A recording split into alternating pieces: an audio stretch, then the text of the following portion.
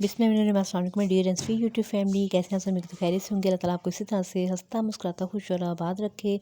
तो जी आज जो अक्सर रेसिपी लेके आई बहुत ही मज़े की, बहुत यम्मी। उम्मीद करती हूँ कि आपने पहले ये कभी नहीं बनाई होगी। फर्स्ट टाइम ये रेसिपी जो है आपके साथ जो है मैं शेयर कर रही हूँ यूट्यूब पे, तो आप इसको मस्ट ट्राई कीजिएगा। बहुत मज़े की बनती हैं, ये मेरी अम्मी बनाती थी, तो मैंने सोचा आज मैं आपके साथ शेयर करूँ।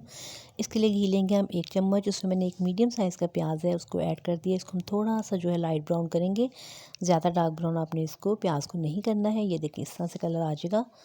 तो अब हमने इसमें जो मसाले ऐड करने हैं वो नमक, मिर्च, सूखा धनिया, पिसा हुआ भी डालना है, साबुत सूखा धनिया और ज़ीरा बहुत ज़्यादा इसमें जाएगा, हल्दी और कुटी लाल मिर्च, बस ये मसाले जाएंगे।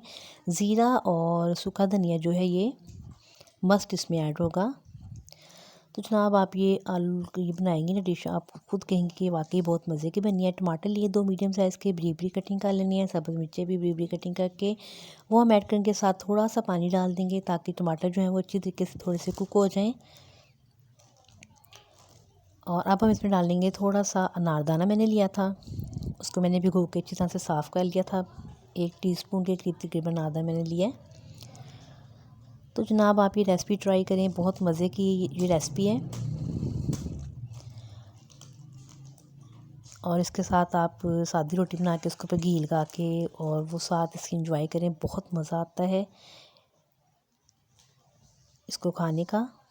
या पराठे के साथ खाएं, उसके साथ भी ये है कि इसका बहुत अच्छा टेस्ट आता है। तो ये देखें जनाब, जो हमारे प्याज और टमाटर थोड़े थोड़े सॉफ्ट होते जा रहे हैं, हम थोड़ा थोड़ा इसमें पानी ऐड करके इसको पकाते जा रहे हैं। जब हमारी अच्छी सी ग्रेवी जो है रेडी हो जाए, और देखें कितना खूबसूरत इसका कलर आया है। और जब हमारी अम्मी ये रेसिपी बनाती थी ना, और हम बड़े शौक़ से इसको खाते थे, तो आप भी ये बनाकर ट्राई करें, कि ना आपको भी बहुत अच्छी लगेगी।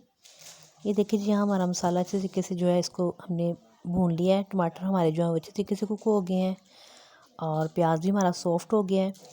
तो मैं आपको दोबारा से प्रोसीजर बता देती हूँ जी। घी में हमने लेना है 1 मीडियम साइज़ का प्याज, उसको थोड़ा सा ब्राउन करना है। फिर उसमें मसाले डालने हैं, नमक, मिर्च और हल्दी, सूखा धनिया पिसा हुआ और कुटी लाल मिर्च और साबुत धनिया और साबुत ज़ीरा और अनारदाना थोड़ा सा डालेंगे, टमाटर और सब्ज़ मिर्ची डालेंगे। अब जहाँ मैं ये हाफ़ के जी जो है आलू लिए थे, इनको मैंने बॉयल करके मैश कर लिया।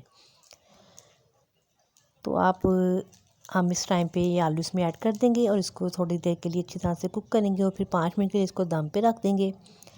आप आलू बॉयल कर कटलेट्स भी बनाती होंगी, कबाब भी बनाती होंगी, लेकिन ये इस तरह से पका के देखें।